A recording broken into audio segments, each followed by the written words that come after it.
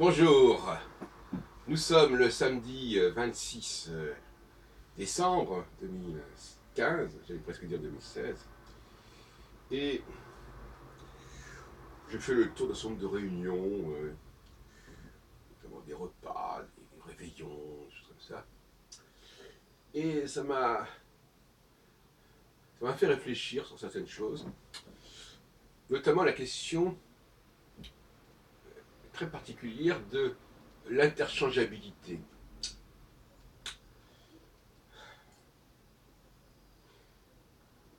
Et aussi cette notion de la déshumanisation, ou de qu'est-ce que c'est que la déshumanisation. Je crois que ce terme déshumanisation est utilisé dans des sens extrêmement divers.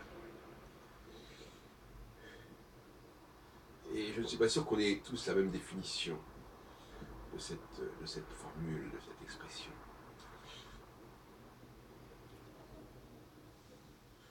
J'ai assisté hier à un office religieux juif dans mon quartier, à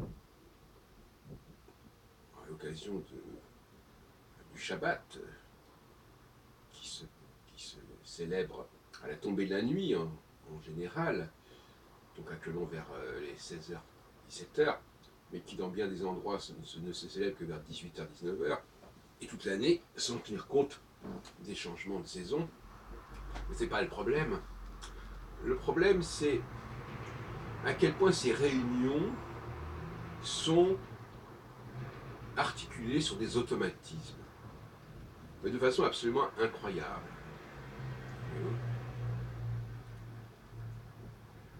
C'est-à-dire que tout est déjà totalement prévisible et se déroule dans un ordre absolument rigoureux, absolument immuable.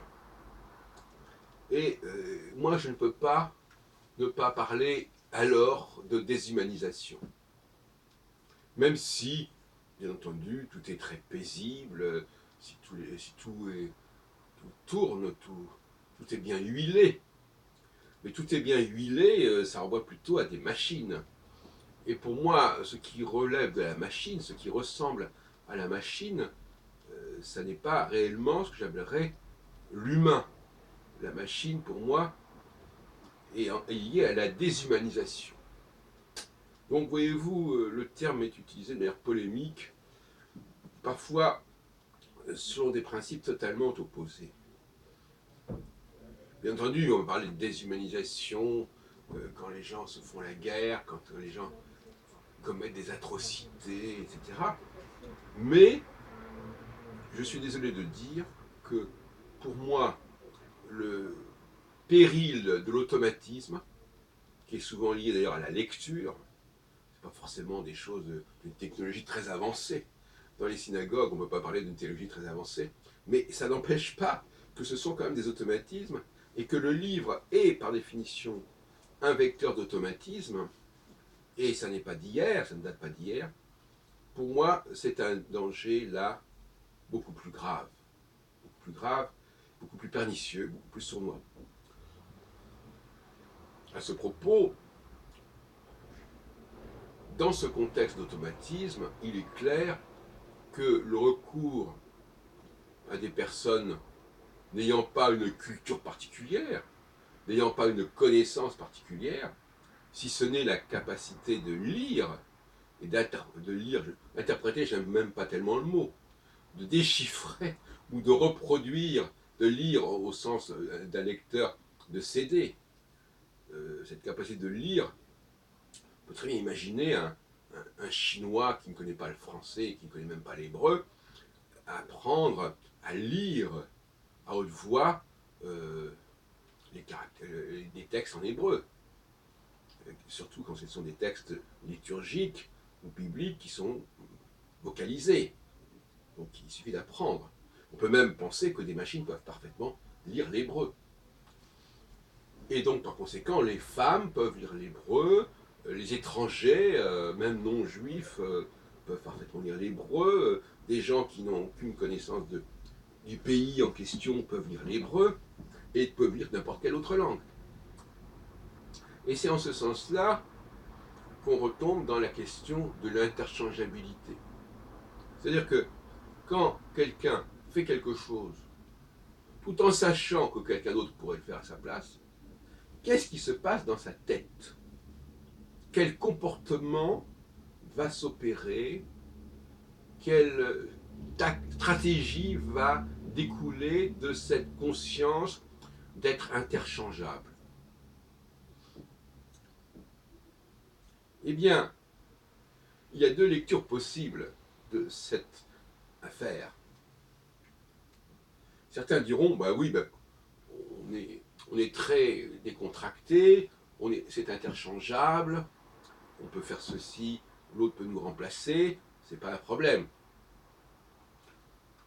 Mais on peut aussi voir les choses totalement autrement et penser que la personne est totalement angoissée par cet état d'interchangeabilité, de remplaçabilité, le fait qu'elle n'est pas indispensable. Alors je l'ai vu l'autre jour, de façon caricaturale, qui m'a frappé. Je ne pouvais même pas imaginer que ça puisse avoir lieu, mais enfin, ça n'était pas venu à mon esprit jusque-là. C'était une réunion où, voilà, c'était un repas pour...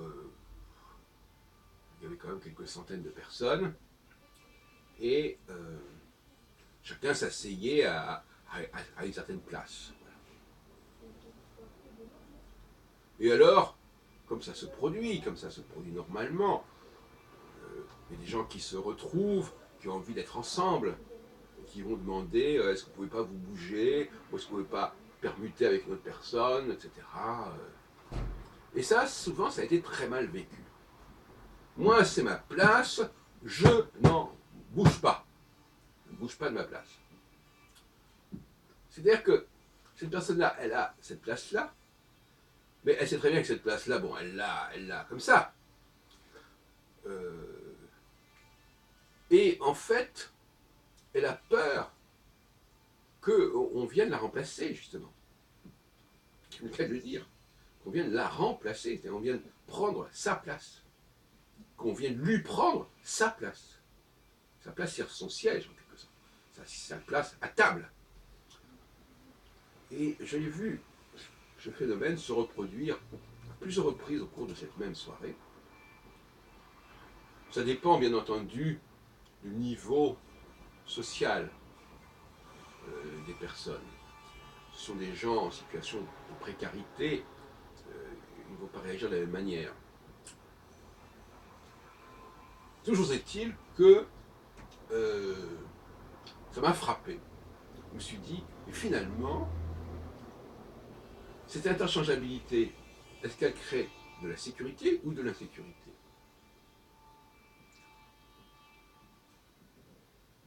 Le fait de savoir qu'il faut très peu de temps pour apprendre à se servir d'un objet, d'une machine, apprendre à s'habituer à un texte, à une langue même à la limite. Ce sentiment-là, ça crée de la précarité. Donc la personne va essayer, pour se protéger de bloquer les choses, d'empêcher que cette interchangeabilité ne se développe à ses dépens. Voyez-vous? Et ça explique probablement que dans certaines entreprises, il y ait des blocages. Les gens faisant tout pour qu'on ne vienne pas les remplacer. Et qu'on ne vienne pas voir ce qu'ils font.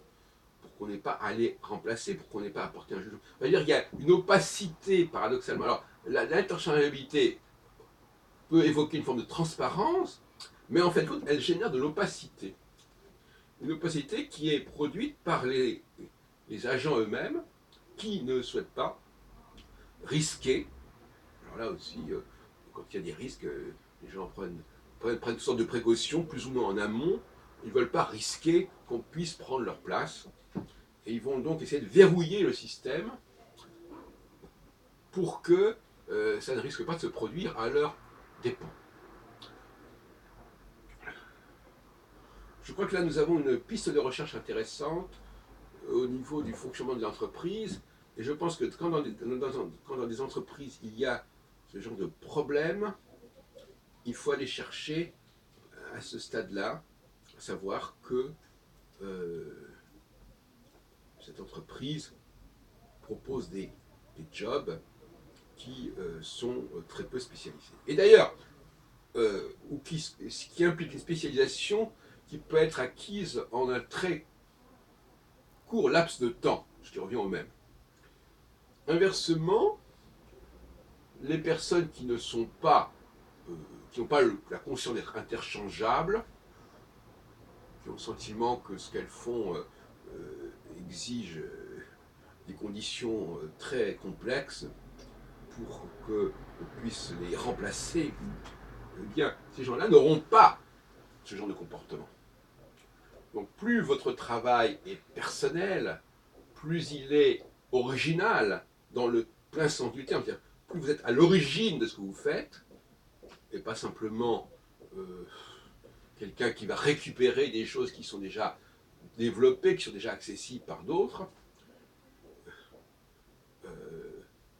Par exemple, évidemment, quelqu'un qui a un don particulier pour la musique, pour l'improvisation musicale, il n'a pas peur que quelqu'un d'autre le remplace comme ça, au pied levé, c'est clair. Inversement, quelqu'un qui sait jouer un petit peu de musique comme ça, de Bach ou de Schubert, bon, bah, il sait qu'il n'est pas le seul. Et donc, par conséquent, il y a toujours le risque qu'on dise, bon, bah, écoutez, on va en prendre un autre qui fera aussi bien l'affaire. Donc, vous voyez où il y a des questions de mentalité qui sont intéressantes à étudier. Et, pour conclure, il est possible que les femmes, globalement, soient plus tendues par rapport à cette question-là, soient plus préoccupées que les hommes sur ces sujets et sur ces éventualités.